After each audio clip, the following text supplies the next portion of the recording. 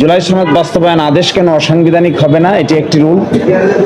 আরেকটি রুল হলো সংসদ সদস্যদেরকে শপথ বাক্য পাঠ করানোর জন্য যে চিঠি দেওয়া হয়েছিল, ওই চিঠির দ্বিতীয় অংশ সংবিধান সংস্কার সভার সদস্য হিসেবে শপথ নেওয়াটা কেন অবৈধ হবে না, এটি আরেকটি রুল।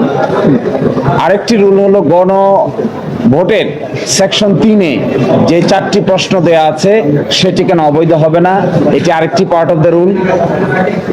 আর আরেকটি হলো ওই গণভোট অধ্যাদেশের তফসিলে 30টি ঐকমত্যের ভিত্তিতে যে 30টি সংস্কার প্রস্তাব করা হয়েছিল সেটিকে কেন অবৈধ করা হবে না, এটি হলো আরেকটি রুল।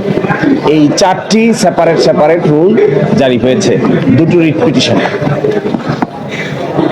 আমরা মনে করি 5ই আগস্টের পরে যে সংস্কার কর্মকাণ্ড পরিচালনা করার জন্য যে উদ্যোগ নেওয়া হয়েছিল, সেই উদ্যোগটাকে রাজনৈতিক মতকের বাইরে নিয়ে এসে আদালতের সাবজেক্ট ম্যাটার বানানো হলো।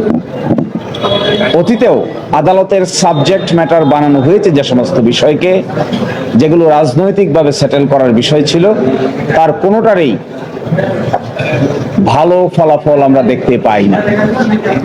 30টি বিষয়ে যেখানে বিএনপি সহ সকল রাজনৈতিক দল একমত হলো, সেই 30টি বিষয়কেও রুলের অধীনে কার ইনস্ট্রাকশনে আনা হলো, এটি আমরা এখনো পর্যন্ত বোধগম্য নই। তবে আমরা দেখতে পাচ্ছি এই রিট মামলা শুনানি করার ক্ষেত্রে এবং এই রিট মামলাটি পরিচালনা করার ক্ষেত্রে সরকারের একাংশের ডাইরেক্ট সংশ্লিষ্টতা দেখা যাচ্ছে। ফলে আমরা ধরে নিতে পারি যে সরকার এই সংস্কার প্রস্তাবকে পার্লামেন্টকে বাইপাস করে কোর্টের মাধ্যমে সেটেল করে এক ধরনের স্থিতাবস্থা বা এক ধরনের সুবিধা নেওয়ার জন্য চেষ্টা করছেন। আবার সরকারকে মাঝে মাঝে মনে হচ্ছে দ্বিচারিতা করছেন। এই দ্বিচারিতার অংশ হিসেবে গতকালকে তারা প্রস্তাব পাঠিয়েছেন যে ডেপুটি স্পিকারকে বিরোধী দল থেকে দেয়া হবে, নামের প্রস্তাব চেয়েছেন। অথচ ডেপুটি স্পিকারের এই বিরোধী দল থেকে দেয়া হবে, এটা একমত পোষণ করা হয়েছিল যে 30টি প্রস্তাবের মধ্যে এটাকেও আজকে রুলের অংশ করা হয়েছে। একদিকে বলছেন ডেপুটি স্পিকার দেয়া হবে, নাম দেন, আরেকদিকে নিজস্ব ইনস্ট্রাকশনে ইনডাইরেক্ট রিট পিটিশন দায়ের করে সংস্কার প্রস্তাবকে আদালতের সাবজেক্ট ম্যাটার বানাচ্ছেন। এটার নাম হলো দ্বিচারিতা। আমরা মনে করি এই যে একটি কাজ করানো হলো, এর মাধ্যমে নিজের পায়ে নিজেই কোড়াল মারার চেষ্টা করছে একটি রাজনৈতিক দল। যদি বাংলাদেশে জুলাই সনদ বাস্তবায়ন আদেশ না থাকে, 30টি কনসেনসাসের ভিত্তিতে সংস্কার প্রস্তাব না থাকে, গণভোটের প্রশ্ন অবৈধ হয়, তাহলে শেষ পর্যন্ত থাকবে কি? শেষ পর্যন্ত নির্বাচন থাকে, সরকার থাকে, নিজের গদি থাকে, সবকিছুই বড় ধরনের প্রশ্নের সম্মুখীন হবে। তো এই দায়িত্ব তাদেরকে নিতে হবে যারা এই প্যান্ডোরার বক্স ওপেন করাচ্ছেন। They have to take the responsibility on their shoulder. জাতীয় জীবনের এত বড় গুরুত্বপূর্ণ বিষয়কে ডিজাইন করে আদালতের সাবজেক্ট ম্যাটার বানিয়ে পার্লামেন্টকে পাশ কাটানোর যে কৌশল, এটি অতীতেও ভালো কোনো কৌশল হিসেবে প্রমাণিত হয় নাই। So again, the same strategy is being administered by some group of people.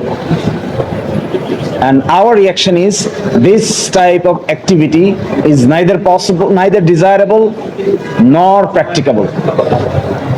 যে জাতীয় নির্বাচন হয়েছে একই দিনে, তার অংশ থেকে আপনি গণভোটকে যদি আলাদা করে নেন, তাহলে একসময় আপনারাই প্রশ্নের সম্মুখীন হবেন যে তাহলে জাতীয় নির্বাচন যার মাধ্যমে ক্ষমতায় এসেছেন, যা অন্তর্বর্তীকালীন সরকার কর্তৃক গৃহীত সংস্কার প্রস্তাব যদি বেআইনি হয়, তাহলে অন্তর্বর্তীকালীন সরকার কর্তৃক আয়োজিত, ইলেকশন কমিশন কর্তৃক আয়োজিত জাতীয় নির্বাচনের বৈধতা নিয়েও প্রশ্ন উত্থাপিত হবে। আপনারা এর কনসিকুয়েন্স সম্পর্কে ভেবেছেন কিনা, না ভেবে কাজ করছেন কিনা, আপনাদের মধ্যে এগুলো নিয়ে অনুশোচনা আছে কিনা, আপনারা এগুলো আলোচনা করেছেন কিনা, এইগুলোই আমাদের কাছে সবচাইতে বড় $1 million question. So this writ petition is not only a simple writ petition, it attaches the future of the nation of Bangladesh. এই যে আজকে আরেকটা হচ্ছে আমরা এর আগে দেখেছিলাম রুল নিয়ে আপনাদের যাওয়া যায় না ঠিক, কিন্তু এর আগে দেখেছিলাম দুটা রুল নিয়ে এগিয়েছে, সেগুলোতে আপনারা দুইটা এই রুলটা যদি আমার মনে পড়ে সেক্ষেত্রে আপনারা আপনাদের যাবেন। দেখুন, রুল নিয়ে আপিল বিভাগে যাওয়াটা ট্রেডিশন অ্যালাউ করে না, আইনেও অ্যালাউ করে না। তারপরে এই ব্যাপারটি আমরা আলাপ আলোচনা করব। আমরা নিজেরা যাদের যাদের বিরুদ্ধে রুল জারি হচ্ছে সকলকে পার্টি করা হয়নি। সংসদ সদস্যদের ওতকে প্রস্তাবিত করা হয়েছে, কিন্তু সংসদ সদস্য কেউ তো রিটের পার্টি না। জুলাই সনদকে এগ্রিড বিষয় যে 30টা, এটাকে চ্যালেঞ্জ করা হয়েছে, অথচ জুলাই সনদে স্বাক্ষরিত কোনো পলিটিক্যাল পার্টি এই রিটের পার্টি না।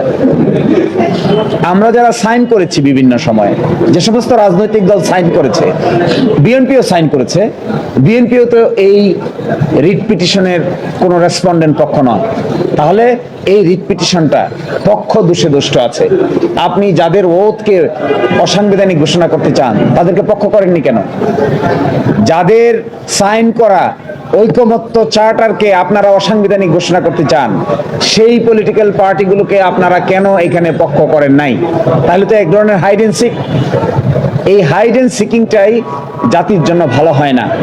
যখন সদর দরজা দিয়ে নেওয়া সিদ্ধান্ত সকলে মিলে মাসের পর মাস এটাকে একটা ভেস্টেড কোয়ার্টারের উদ্দেশ্যকে বাস্তবায়ন করার জন্য আদালতে সাবজেক্ট ম্যাটার করবেন, তখন ultimately it's becoming a danger to the future of the nation. কেন বলছেন এটা তো রোল হয়েছে, জাজমেন্ট তো হয় না, কিভাবে বললেন যে এটা রায় দিয়ে একটা রেজাল্ট তো হয় না, এখন তো রিজেক্টও হতে পারে finally. This is opening. You have opened the Pandora box. যারা এই Pandora box ওপেন করছেন তারা নিজের পায়ে নিজেই কোড়াল মারছেন। This is what is our understanding. বুঝে না বুঝে করেছেন জানি না, যদি না বুঝে করে থাকেন তাহলে বোঝার চেষ্টা করেন, আর যদি বেশি বুঝে করে থাকেন তাহলে you should realise what you are going to push.